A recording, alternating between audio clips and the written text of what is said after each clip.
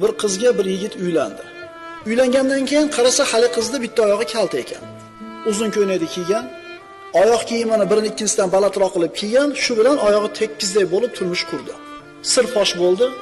Endi kuyovni oilasi to'polon ko'tardi. Qo'yib yuborasan, bizni aldatdi. Ammo bu yigit nima dedi? Vallohi qo'yib yubormayman dedi.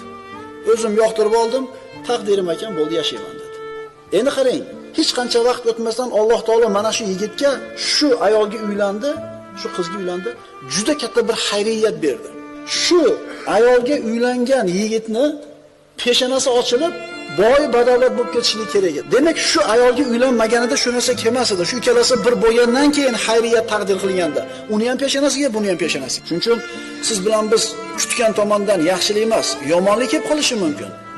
Siz bilan biz yomon deb o'ylagan ishda xayriyat bo'lib qolishi mumkin. Buni kim biladi?